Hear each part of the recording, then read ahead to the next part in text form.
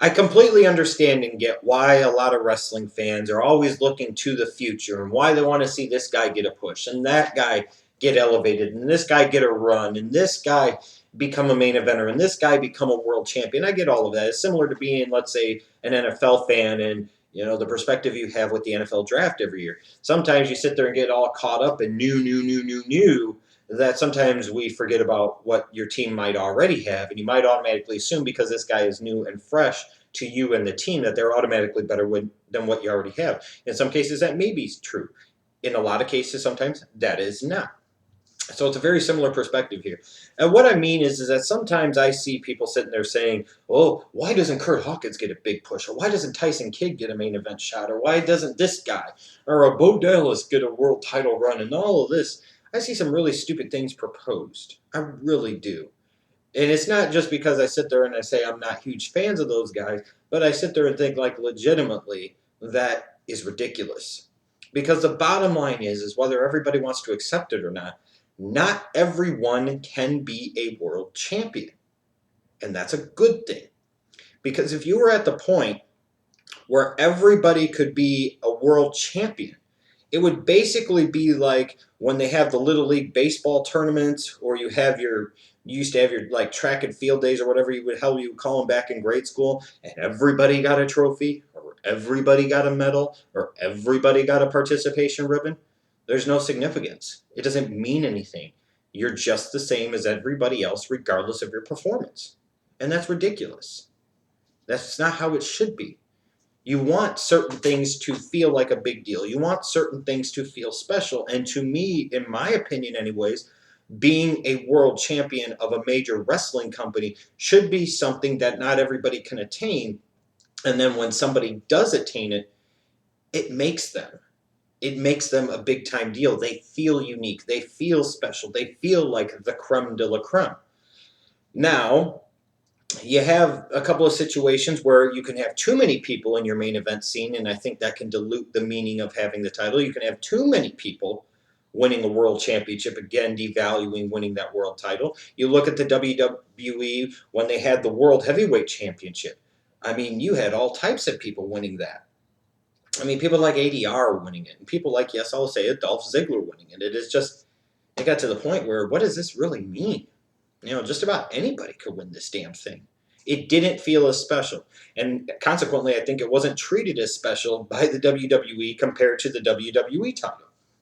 Now, on the flip side, you could also have the problem that I think is a little bit prevalent in the WWE today with the WWE World Heavyweight Championship, is that they do have maybe too few contenders, legit contenders for that world title the way things currently are situated. You have Randy Orton, you have John Cena, you have Batista, and then we'll throw Daniel Bryan in there. We'll keep people like Brock Lesnar out because they've never really actually sent him at the title, and this is a guy that's lost a few and won a few, so you know what I mean? In terms of real legit full-time, I guess you'd say, competitors in the WWE right now, there are only 4 truly, at this moment, viable guys. That's 4. And you run into that challenge of not having enough versus having too many, to where now you basically are almost guaranteeing yourself the same type of feud with the same type of people because you only have a couple of names to go through. And yeah, you could sit there and say, well, that makes it feel special. Oh my God, Daniel Bryan's one of the 4. That's awesome. I'm going to fap to this. You can fap to that. That's fine. However, even if a Daniel Bryan won, let's say, the WWE World Heavyweight Championship at WrestleMania 30, at this particular moment, the way the things stand with CM Punk walking out on the company, he basically would have, legitimately, if you really truly think about this at this point in time, he would have a feud with Orton, Batista, Cena. And then what? You know what I mean? It's not good to have so few people. So you do have to strike some type of a real balance here. I always look at the Hogan era and I say, that was an era where you had a lot of guys that maybe could have been world champion that never really were. The guys like the DiBiase's, the guys like the Jake the Snake Roberts, and so on and so forth, the Mr. Perfects of the world, what have you. But at that time, you had the Hogans and the Savages and the Warriors.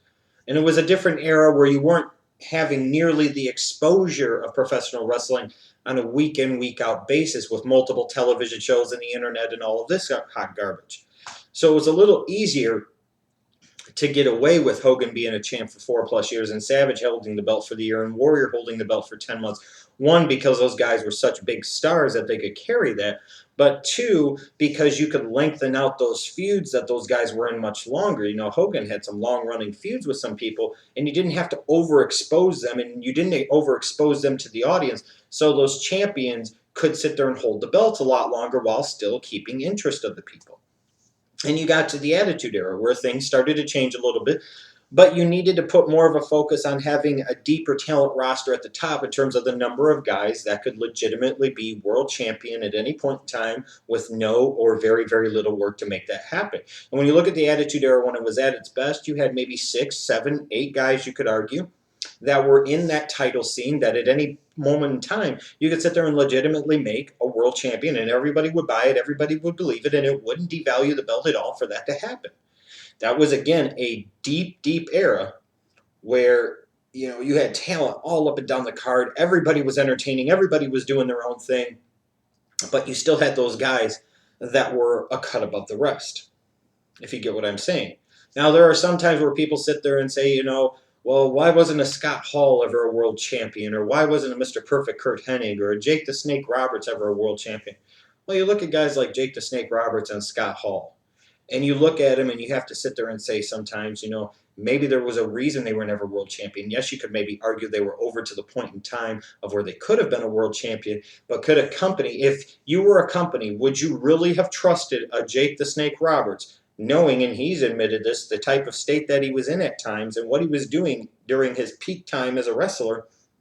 Would you really want to trust him being the public face of your company, especially from Vince McMahon's standpoint, where he was always a big believer, and I believe still is, in that the babyface needs to be the long reigning champion because it's the babyface that he wants to send out for all the public appearances and the promotional stuff and the marketing stuff and all of that. Were you really going to send out a Jake the Snake Roberts to make all of those public appearances as the face of your company, knowing he could show up stoned, drunk, high, whatever?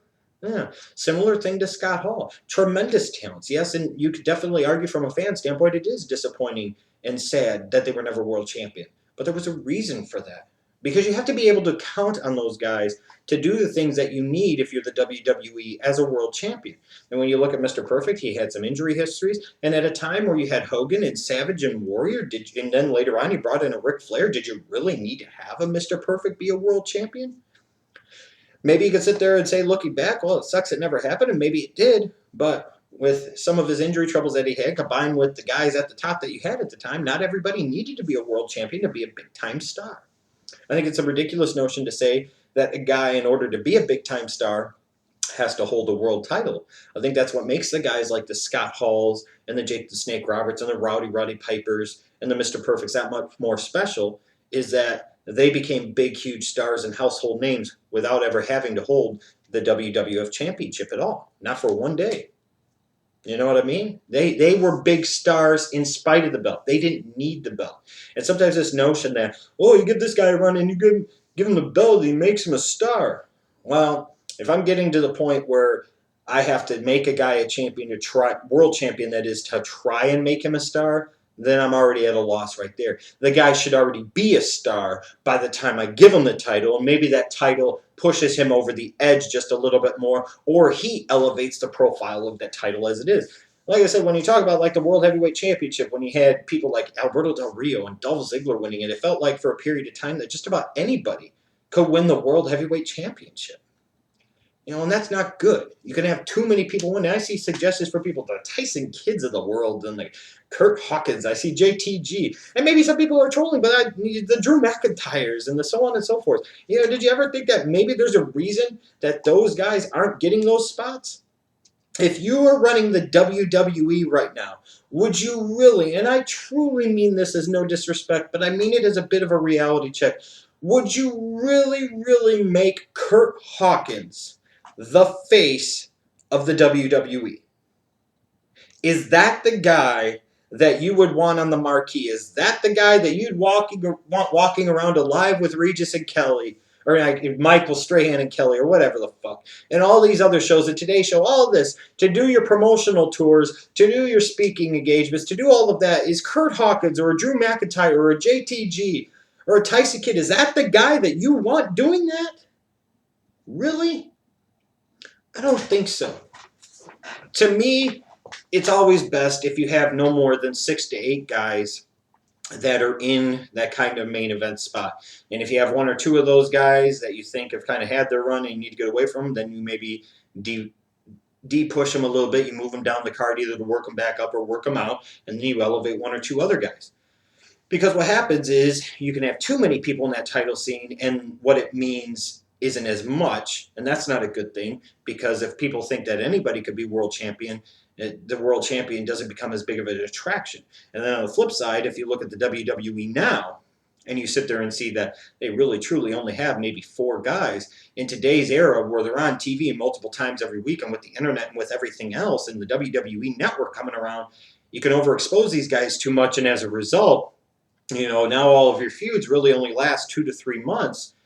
That's not good. You only have a limited amount of opponents for guys before you're eventually cycling back through the same matchups over and over and over again. It's part of what happened with John Cena and Randy Orton, how many hundreds of damn times they've faced over the years. So I think it's important to keep in mind that, yes, the WWE does need a couple more main eventers, but also be realistic here, that not everybody can be a world champion.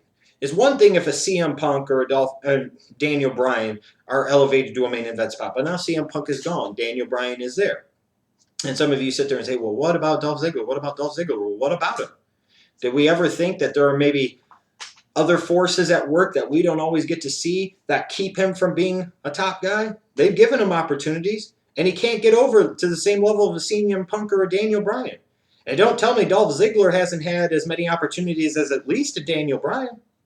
You can say whether or not he did with CM Punk is one thing, but maybe the guy's just not as good as those other two. Maybe the guy just can't get over the same way these other two can. You could sit there and blame what he's been given to work with, and but you don't think CM Punk's ever had to deal with shit? You don't think Daniel Bryan's ever had to deal with shit? You don't think at different times guys like Randy Orton and John Cena didn't have some shit to deal with? Fucking Batista was Deacon Batista when he first came on the scene.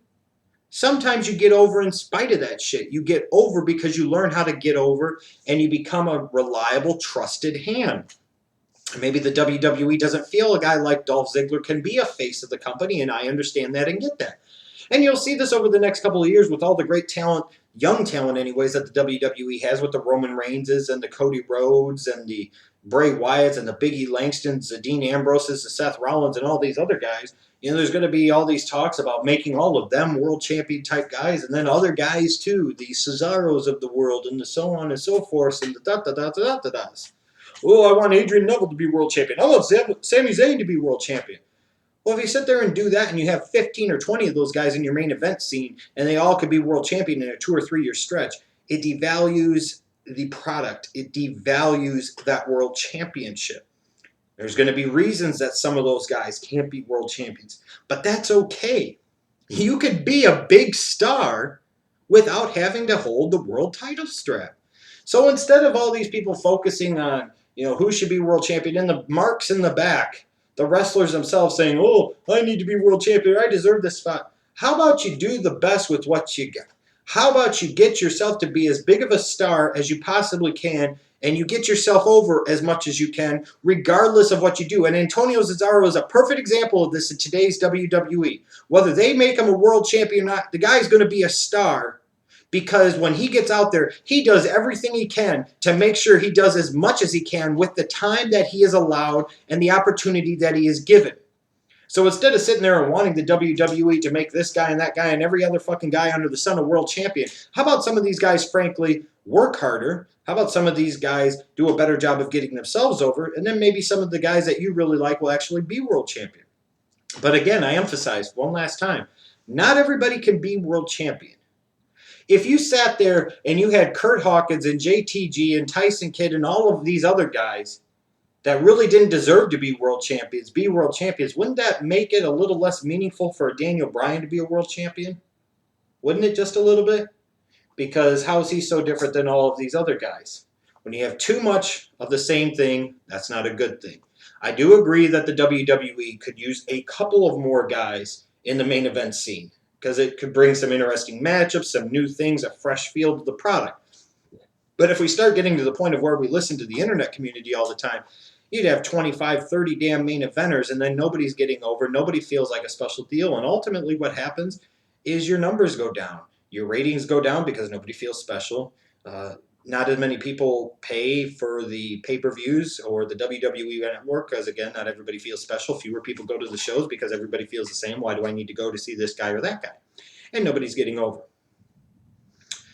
So, as much as it sounds great to sit there and say, well, why couldn't a Jake the Snake or Mr. Perfect or a Rowdy Piper be a world champion? You know, those guys necessarily didn't have to. And if you were Vince McMahon, you probably wouldn't have made him champion either. There were always those things at play that we as fans don't always think about. And in today's business, I mean, if you really think about it, you're really, again, I'm going to emphasize this, you really would send out Kurt Hawkins. And I mean, this is no disrespect to him. Because it doesn't mean he can't be a good talent, a valuable piece of the puzzle, that he can't in his own way get over and be a form of a star. But at this point in time, you'd really hitch your wagon to the Kurt Hawkins star, and you would really make him the face of the WWE? Give me a break.